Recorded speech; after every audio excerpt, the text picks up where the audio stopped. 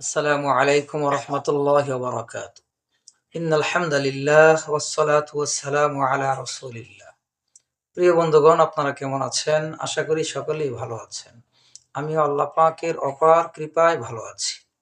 বন্ধুগণ, এমন একটি ফল দেখাবো, আমাদের দেশীয় ফল, সকলের সুপরিচিত একটি ফল, কিন্তু এই ফলটি আমাদের দেশে প্রায় ম্যাক্সিমাম মানুষের বাড়িতে পাওয়া যায়। বন্ধুগণ, এই ফল দ্বারা বড় বড় দুইটা রোগ দূর করা যায়, দুইটা রোগ থেকে মুক্তি পাওয়া যায়। সেই বিষয়টা হয়তো আমরা কেউ জানি না। প্রিয় বন্ধুগণ, আসলে দেশীয় ফলের উপকারিতা ভিন্ন। দেশীয় ফলের অনেক উপকারিতা রয়েছে, কিন্তু আমরা দেশীয় ফলটা সেবন করতে চাই না, গুরুত্ব দিই না।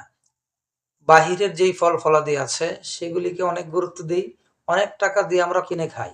বন্ধুগণ, এই যে দেখেন আমার হাতে একটি ফল, এই ফলটির নাম হচ্ছে, দেখেন, দেখা যায় আমের মতো, আসলে আম না, এটা হচ্ছে ডেউয়া।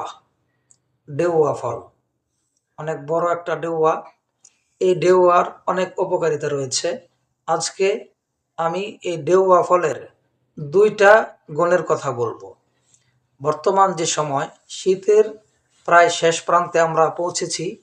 এই সময়ে বিশেষ করে বাচ্চাদের বা যাদের বয়স বেশি হয়েছে তাদের জ্বর, ম্যাক্সিমাম মানুষের জ্বর ঠান্ডা এটা হইতেছে।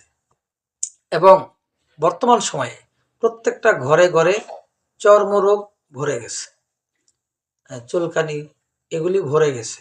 তো এই ডেউয়া ফল দ্বারা আপনি জ্বরকে নিবারণ করতে পারবেন এবং আপনার দেহ থেকে চুলকানিও দূর করতে পারবেন।